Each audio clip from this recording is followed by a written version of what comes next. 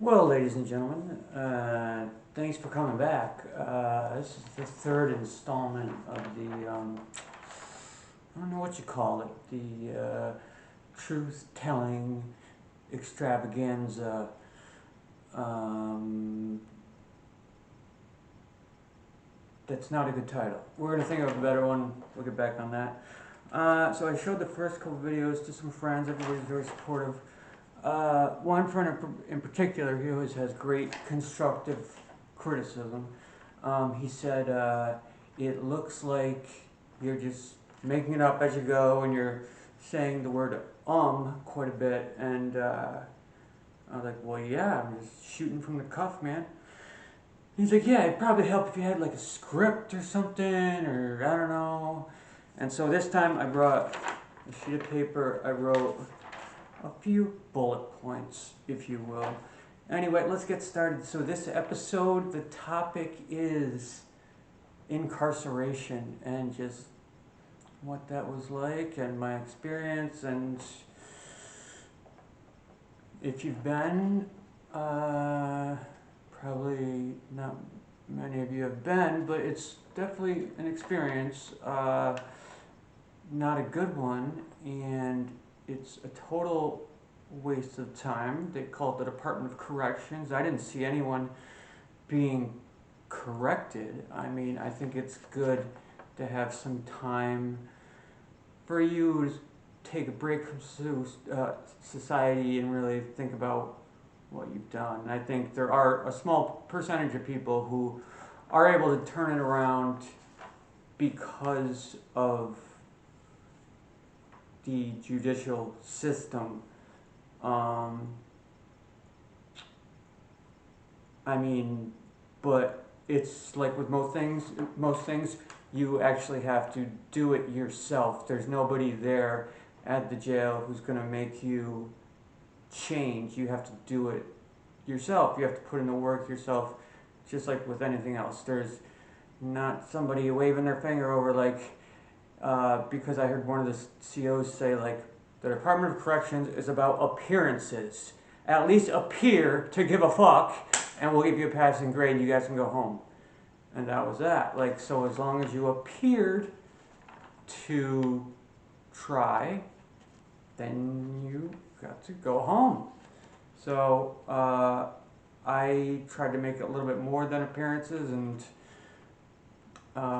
so in prison we do like since I was in the substance abuse house, we do a meeting every day, 5 days a week. There's about 50 of us in the house, so we're split into 4 different groups. So there's about 12 people in each group. After about the third day of being in the group, one of the counselors asked me if I wanted to be the leader of the group, just because I have experience with going to rehab, blah, blah, blah. I just want to say the counselors, by the way, they should have been running the group. It should be run by a professional.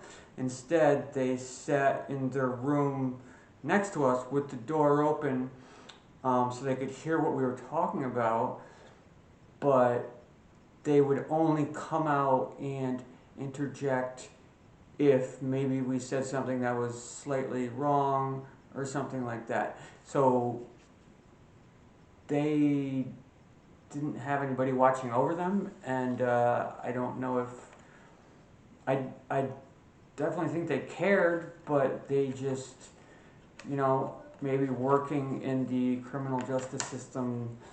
I mean, but at the same time, they were both young, so they were kind of a little too young to have that. Oh, I've been here 35 years and nothing changes, it's the same old damn thing. But they were young, and so I don't know why. And neither of them chose to run the group. So I ran the group, and I took it seriously. And I think a couple of the guys in the group didn't like that. They didn't like that I had just got there. I was made the leader. The dude who was the leader was taken away from his spot as leader. He didn't like that. So for the first 2 weeks, there was 2 or 3 of them just giving me like a hard time or not participating until I got to know these guys, and they were actually super funny, especially this one guy, Rob. Um, and we had lots of laughs together, so that worked out very good. There's actually a rapper from the late 90s, his name is Black Rob. And so I said to him, so do you remember the rapper Black Rob? And he goes, whoa, whoa, whoa, what did you just say? And I was like, well, black. And you know, he's just making fun of me. He wasn't actually offended that so stuff like that was fun. Anyway, so let's get back to it.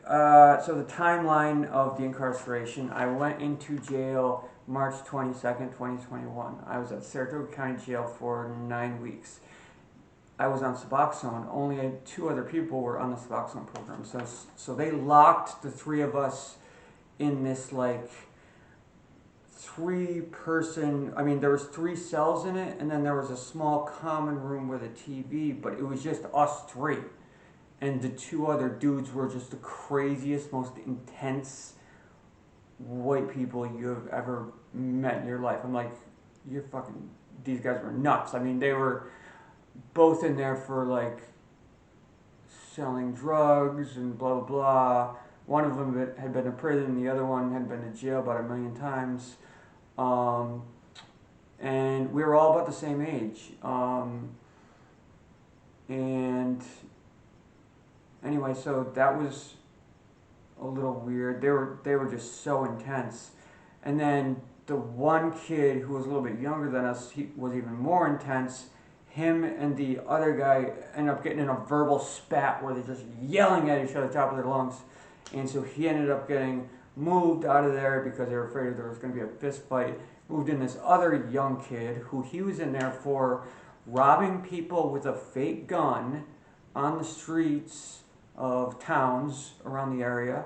So he would pull out his fake gun and say, "Give me all you got." And so he was like 21 or something like that. So we were like, "So how much money did you get?" He's like, "Sometimes only like $40." And so he did this in many towns. I actually looked his name up on the New York State inmate lookup, and he only got 2 to 6 years. So he's pretty lucky. He could have gotten like, I mean, if he was black and in the South, he would have gotten 15 to 20 or something like that. Anyway, so crazy ass people there, and then you get moved to a place called a reception prison, which is where everybody goes from the county jail before they're sorted out and sent off to their final prisons. So this was like my first taste of like real prison, where like it was actually nice there because everybody had a cell. Like people weren't in your face like as much. Like it was just, for my whole time, that was actually the best facility, even though it was considered maximum security because it had to house everybody going to all the different jails across the state. It was maximum security. So when you walked to chow, you walked in a line, you did this, you did that, and it was actually fine. We had rec like 3 times a week. We would go out and like we'd play softball games, and a bunch of people would have rec at the same time, like literally 250 to 300 people. So if you want to play softball, you're going to do it in front of a lot of fucking people.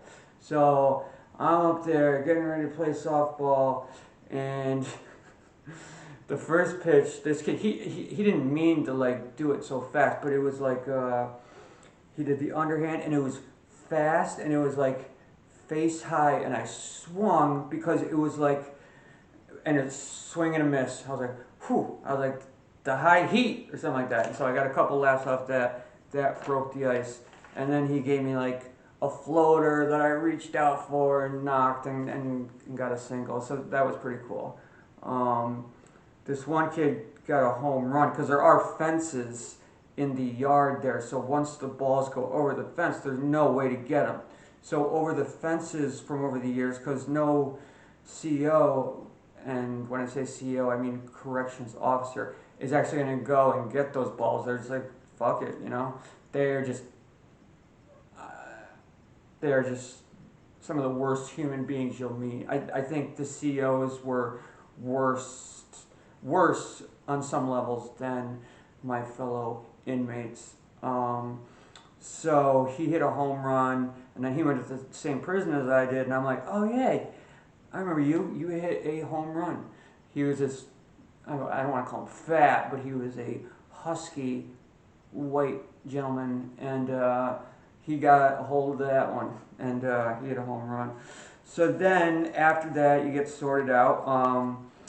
Then they tell you at night if you're going somewhere in the morning. So they told me, Sean, you're leaving in the morning, and that's all they tell you. They don't say where you're going. You could be going anywhere in the state.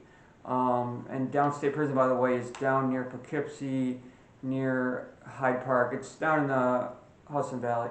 So you wake up the next day at 5 a.m. You got all your shit packed. You don't know where you're going. It could be anywhere. But for me, I knew it was going to be a medium because I don't meet the maximum security requirements. So anyway,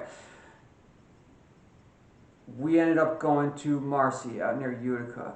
And lots of people who were in my dorm from downstate ended up at Marcy. So that was kind of nice to see some familiar faces. I'm not there totally alone. So I get to Marcy, and the CEOs there are way worse than they were at downstate. At downstate, they were just like, you know, they were kind of like normal people, like nice, you know, normal.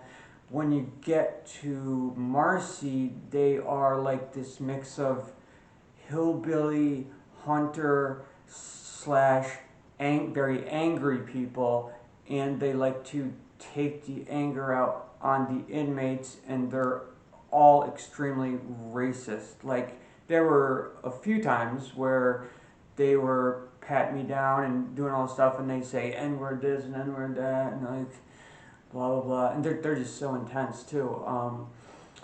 Anyway, so we're racist hillbillies doing nothing all day, and your tax money is going to pay their thing.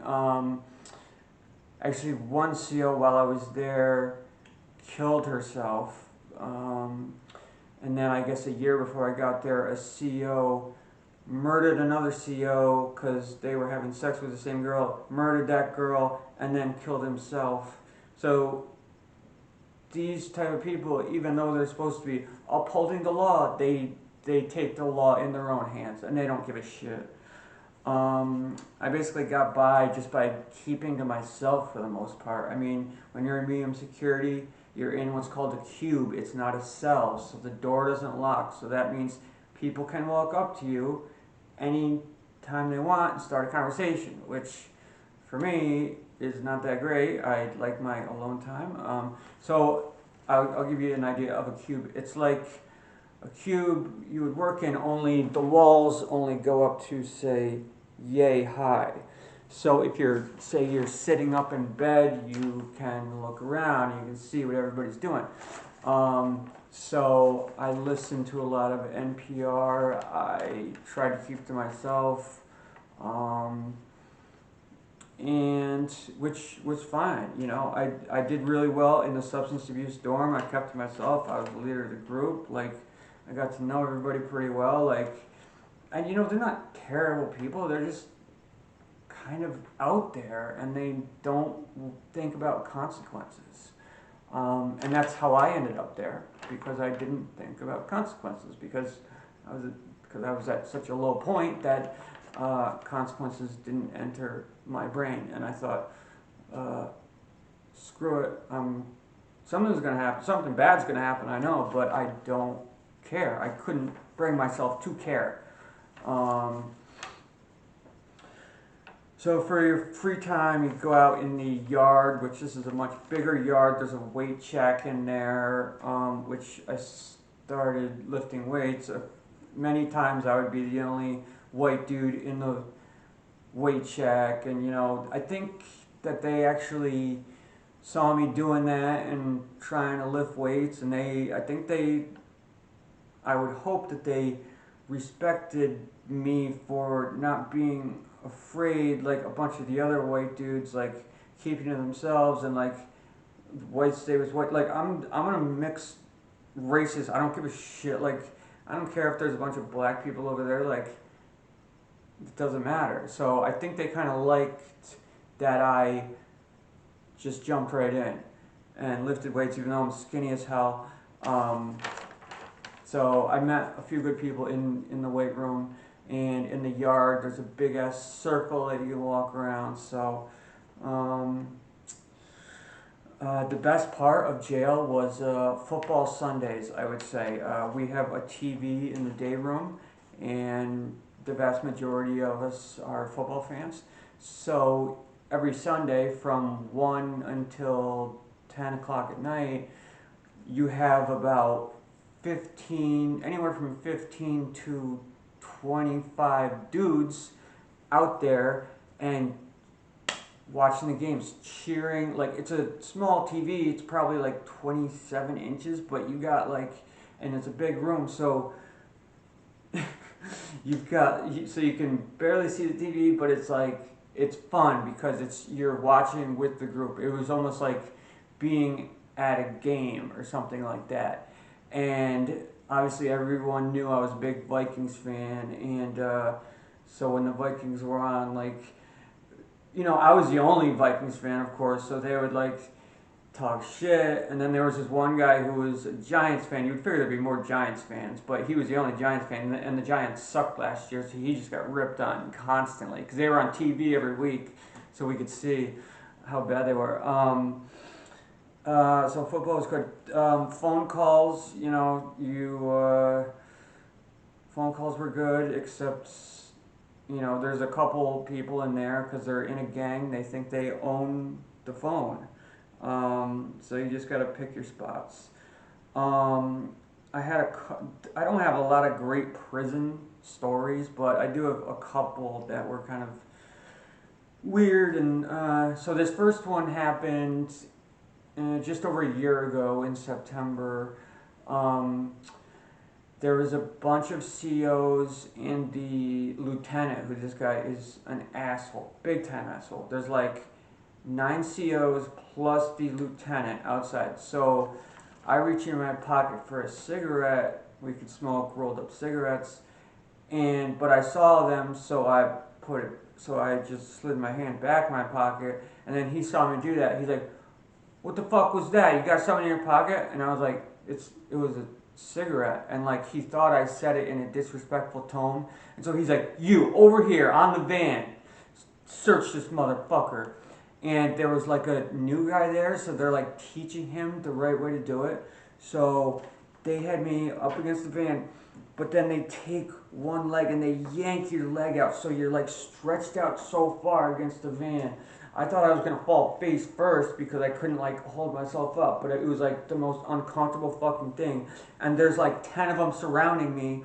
I thought they were gonna fucking beat the shit out of me. Like they were so aggressive over a watch. And then they were like, "I don't know if you're allowed to have Velcro." And they were like, "Yeah, we're gonna have to double check. So we're gonna keep the watch, and we're gonna figure out if you can have Velcro." I see the lieutenant a couple days later. I ask him, I'm like, "Yeah, I'm trying to get my watch back," and he's like, "You can't have Velcro." And there's tons of people with Velcro on their hats. There's Velcro watches. Like Velcro is allowed, but I couldn't. And then he's like, "I'd say the best thing you can do is have a conversation with the guy who took your watch." I was like, "Okay." So I saw that guy the next day, and he's like, "You were supposed to meet me at 12:30 so I could give you your watch back. You wasted my fucking time." And then I tried to say 12:30 I couldn't go. That's when I have my group. But he stopped me before I could explain it. He goes, "I don't give a fuck. Get the fuck out of here." And then the lieutenant goes right in my face. He goes, "This is the last I want to hear about this fucking watch. So that basically meant if you write up a complaint form about the watch, I'm gonna make your life a living hell. So fuck that. The watch is gone. That was that. That was traumatizing enough. This next one wasn't so traumatizing, but it was kind of weird the way it worked out. This is like 8:30 in the morning. We're in the day room. The TV's on. There was a commercial for a show called The Last Gangster, I believe it was called. A show called The Last Gangster. And so my friend is like, "Is that show about you?" You know, being funny. I was like, "Hell yeah, it's about me. I mean, look around you. You see any other real G's around here? Bunch of punk ass bitches." And you know, they all laughed. They knew I was being facetious. This one kid who was sitting way behind me, I didn't even know he was there, but like 2 full minutes later, I just get boom, smacked from behind, boom, side of the face like that. Like I don't know what the fuck happened. Like he just slapped my fucking head. I was like, ah, and then like I look up, I see him like moving away. He goes, "Don't fucking say shit like that." And then so my friend sees him like 2 minutes later in the bathroom. He's like, "Yo, man, he didn't mean it like that." And then he takes a swing at my friend. And so it was just like a crazy situation. And then this happened at 8:30. At like 11:15, he asked to see us in the laundry room. And my friend Mike was scared shitless. He's like, "Man, I don't want any trouble." And he's like, "Well, listen, there's not going to be any trouble." So he said he was sorry. He had a tough night the night before, something about his girlfriend. He shook our hands, like, whatever. So he apologized. I accepted the apology. It's, you know, I understand, like, he just did something stupid, you know. And then for the rest of the time he was there, he would like try to like make friends with me. Like we had never spoken before this, but now you're gonna like try to befriend me just because you smacked me because you didn't get the joke. Like, I mean, it's fine. Like we don't have to be friends just because you slapped the shit out of me. We can just go on not talking, and I'm perfectly fine with that. But so those. And then a few months later, poor Chris Rock gets slapped. You can't make a joke these days without getting fucking slapped. Alright, guys. Talk to you next time.